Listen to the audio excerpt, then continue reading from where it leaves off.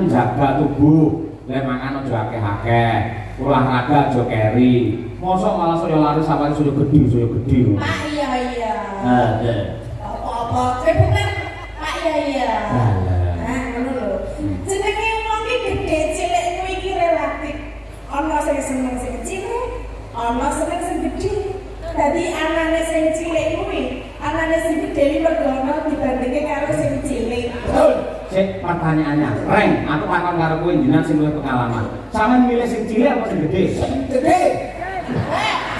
Apa wae. Mergo bojoku ya lepu.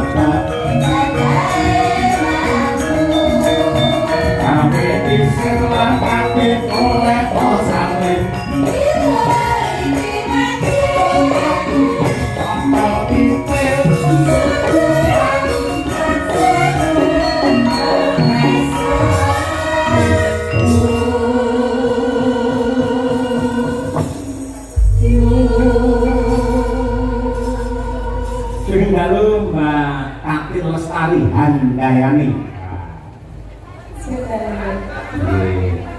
Siap nih Mbak ya?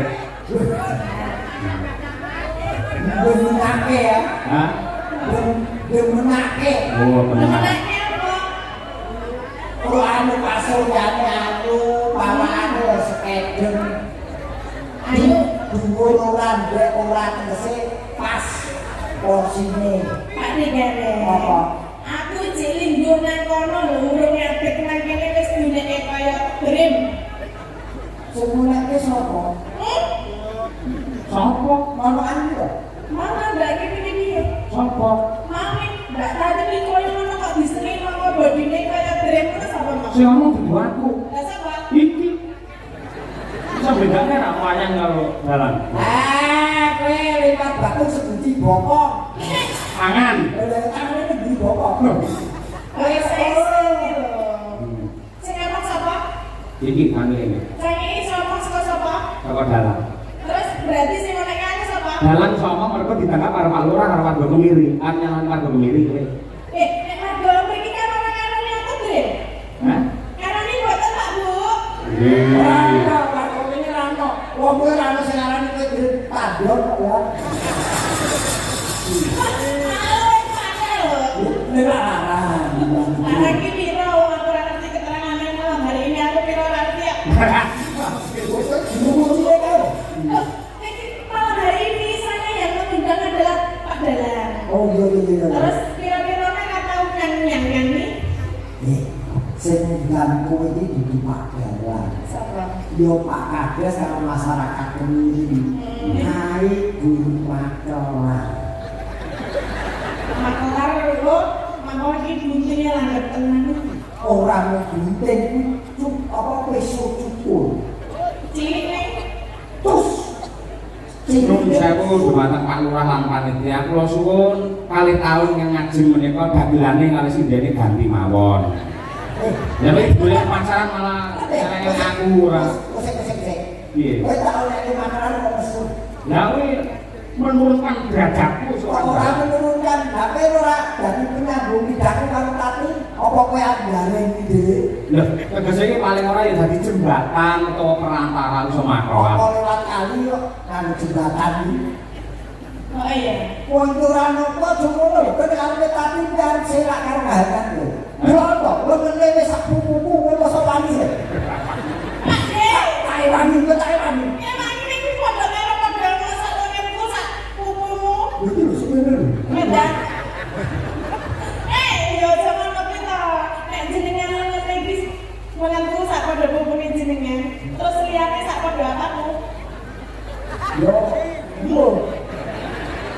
Apa kan? Aku tau ngilangi. mulane jenengan lah artis. Sinden ki artis Mbak Tati. Ya piye carane menjaga tubuh? Lek mangan aja akeh-akeh. Olahraga aja keri. Mosok malah saya lari sampai sudah gede. Pak iya. Iya. Apa-apa, bukan Pak iya. Nah, ngono lho. Jenenge wong iki gede cilik kuwi iki relatif. Ana sing seneng sing kecil, ana seneng sing gede. Dadi anane sing cilik kuwi, anane sing gede iki mergo dibandingke karo sing cilik. Betul. Cek pertanyaannya, Reng, aku takon karo kowe jenengan sing luwih pengalaman. Sampeyan milih sing cilik apa sing gede? Sing gede. Apa wae. Mergo bojoku ya lemu. Ora wong cilik bojoku lesu. Lah ya ngene kaya jenenge gede cilik kuwi nek ya senengane dhewe-dhewe to Pak De. Betul. Nek umpamane aku dadi bojone jenengan nek umpamane gedene semene nek ya malah kasar dadak aku kasar Bapak Dalang. Tegese bojomu ki ngopeni awakmu. Kowe iso makmur subur. Ana lho dalang laris bojone sing tetep cilik wae. Kowe lemu makmur ayam tentrem kok jenengan kerterajo. Lha ki ngerti bojone Mbak Tatin. Dene Mas Tulus, awake masalah kali 3 menit tok. Ora padahal saiki wis kok. Sampeyan wis cilik Mas Gareng. Mas Tulus sing soyo cilik nek. Menyesuaikan. Oh iso. Lombok tumumpan tahu. Kangge Thailand itu Thailand. Ketok ini ngene kok malah jelek. Mangga Bapak Ibu menawi pengen dahar tahu menika sampun cemawis. Lah menika lombokipun nggih sampun cemawis. Ojo mbok awake tak borome dhewe. wah. Garenge rakus iki. Aku seneng karo jeduk Tatin ngene lho. Bocah iki kaya darane sejatine atine becik. Oh, Akeh sing tresnani. heeh. Kok iso iki njlongrake meneh ora? Wis omong dhewe, aku kalau salah. Lah nek coba ngerti mau ya lho. Oh, aku ki omong tulus kok bojomu. Ayo ten bojoku lho. Lah iya. Kulo sapa ati? Lah yo tulus iki bojomu lho. Heeh. Tulus kok bojomu. Terus Jadi aku ora basa-basi. Oh, tapi omongane yen iki bocah apik. Oh, sampai kok sae. apik sae. Sae apik sing sae. Mbak Tatin, wonten nuwun sih nyapa warga masyarakat Pak Ades barang. Sepisan kula matur nuwun kalian panjenengan. Ya, yo. Karena panjenengan kula saged jalan wonten kemiri menika Pak Dalang. Jika kalian matur nuwun kalian Bapak Lurah, menika sampun pitados kalian Pak Dalang dikengken maklaraken kula. Nggih. Lambemu padha karo gareng. Aku ora melu ngomong dhewe. Aku ora bisa. Kuwi mergo sing mengaruhi kowe, Rek. Ngomong ngomongnya orang dhewe kok Ya ngomong. tapi itu lantaran Pak Dalang. Lantaran apa-apa iki dalane rezeki, Mas. Iya. Kowe wis entuk pahala sing gedhe. Amin. Dadi dalane rezeki ati. Nggih. Dungane piye, Mbak? Nggih kagem masyarakat wonten Kemiri sedayanipun. Kecamatan nanti, Mbak? Jenengan. Wah, apa bisa? Jenengan apa lah? Jadi kemiri jenengan Ponorogo. Nggih. Kemiri jenengan Ponorogo. Sing mirsani wayangan ora ana alangan sawiji apa. Marian. Ono dadi arep iki. Mari ambayan Ono. mangan roti cacahe 6. Heeh. Layak lemu akeh. Mugi warga Kemiri tansah ayem tentrem. Nggih. Ono kuwi. Ngombe kopi kurang lagi. Terus Iki lho, lagi kopi iki lho. katanya apa? Ora kopi kurang lagi yo. Ana batangane iki pokoke nderek tenan nggih Pak Bu nggih menika wujudipun takin ripot menawi jenengan derek kenal nggih nderek teman kalian kula menika takin ripot saking Sentolo Kulon Progo daerah istimewa Yogyakarta. Nggih. Enten iki. Apa ngoten? Angkare ngarani istilahnya kowe triple Apa triple T. Triple T apa? Tatin tipot triple T. Tatin tipot. Pakat malah. Oh, mana Pak ya? Tatung metro. Nggih Siap Mbak, menika kula waos riyin. Saking paguyuban driver ambulan desa sekecamatan Jelangan siap mengangkut gareng. Ya ora ding, baru tak tambah dhewe, sorry rek. Nah, sapoke entuk gareng cak. Lagunipun tembakangan kering sret ya niku semboyane nggih. Kering sret ya. Nggih, mergo hubungane kalian kesehatan lan kasugenganipun tiyang niku. Assalamualaikum warahmatullahi wabarakatuh. Waalaikumsalam. Kula nyuwun gending tayub kalajengaken sambel kemangi. Kula kintenaken grup PKK Sekar Melati. Saking kula Pak Harno Krajan. Makaten saking kula wassalam. Nggih. Saking kula ki apa Mbak Rapan jelas iki apa? Saking semaca ora. Tulisan ora jelas apa ora? Betul saya. Saking Allah tinggalé. jajal iki semaca ora. Oke. Oke piye? Macane apa kok oke? Lah oke kok semrawut. Miss Queen. Oh, Apa? Miss Queen. Piye? Kelebot kerajaan kemi. Pak Desi sing bener le maca iki. Misni. Miss Queen. Nah, Saking kula Miss Queen. Kelebot. lebot kok. Pendibut. Kelebot kerajaan kemiri. Ya. Ini kan nyuwun apa? Aku dia titik. Benaran biasa. Ya wis kene ra apa. Ngepasake dalang ngono. Kene. Tapi kalau ora ngerti teh bengi dalang. Terus Yen awat dadi kok gak masjid. Kota amal. Salam Mas Sahyo, kula nyuwun gending podang kuning dipun bawani. Nggih.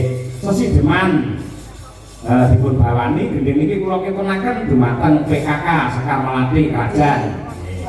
Nggih. Satu ngadosi kalau Nggih. ayo wis foto-foto to Pak De. Yes.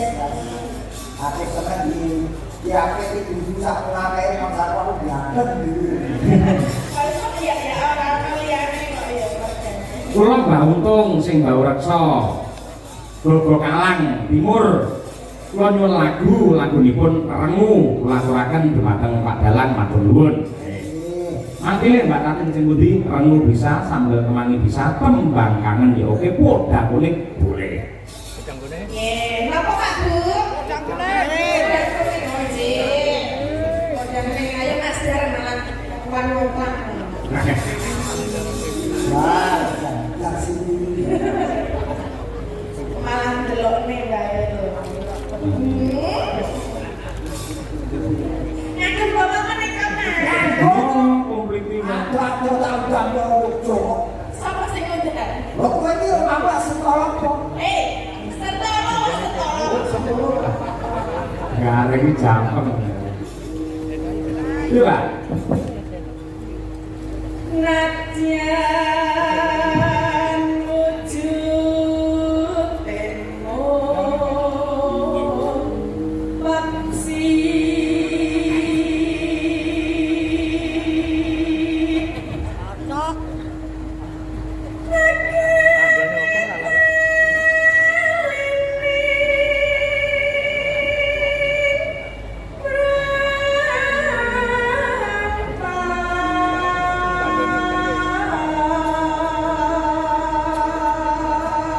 Suara sambil bulan tangan. Saka apike ya? Halus manis mensat make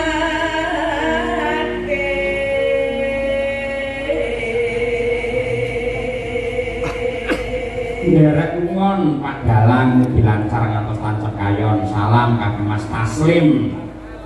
Pasti. Ugi caci lover Ponorogo.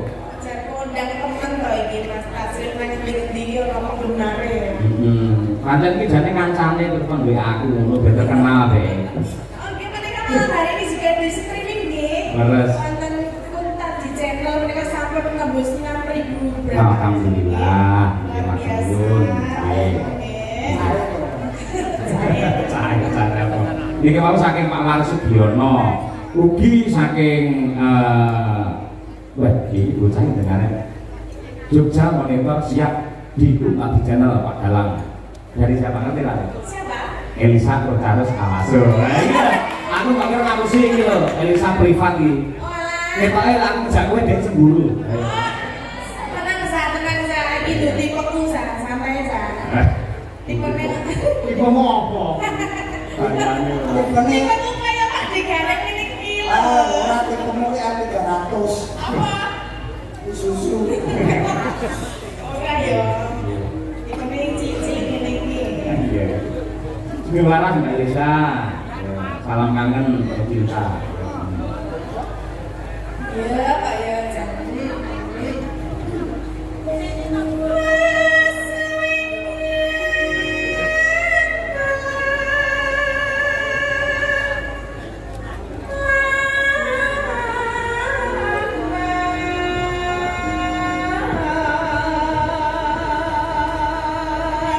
Ngomong yo ngopo pancen aku nyambut gawe metu sok. Apa lho iki ya, lumayan lho Pak Dik. Tolong Mbak, aku siji dua tas resep ya. Mas aku loro ya, Mas. Iya, loro pojok kan. Gareng kamu Simon dan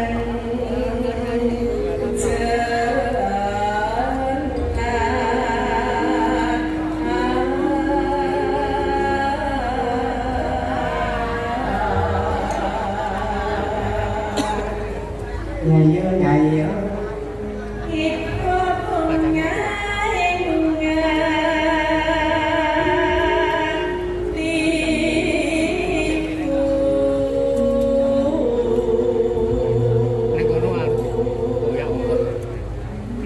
nyanding bisa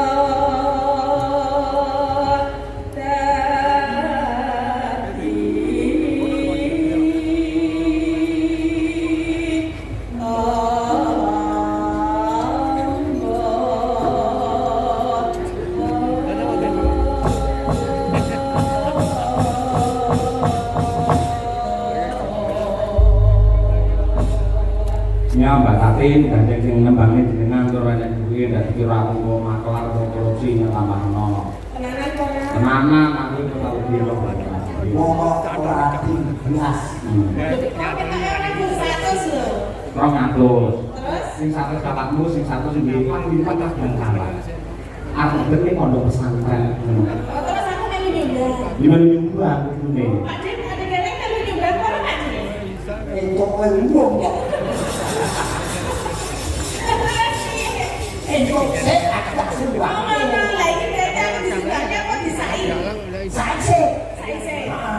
Terus Ilmu tinggi sing kira-kira sama anak. api yang di Apa enek? Harus wae mung dadi anake ya iso. Ya muko ya wis kumpul disumbangi. Ya, salah ini sih.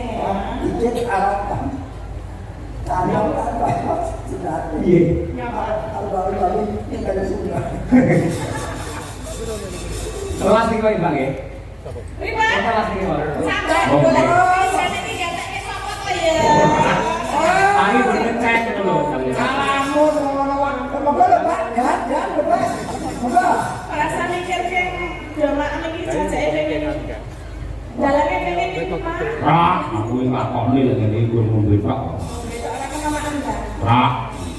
Berarti dalang sing apik iki melu tirakat kaya panitia kaya Pak Lurah ngono kuwi karo ndonga muga-muga rampung layangan warga masyarakat kami sedaya pinaringan selamat lahir batin. Ngono. Amin.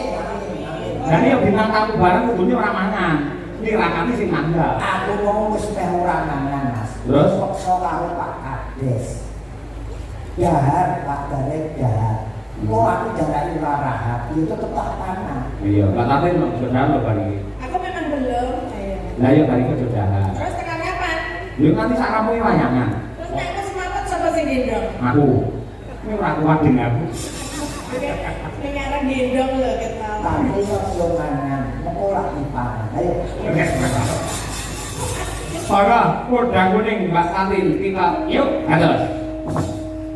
Bisa aman nemo.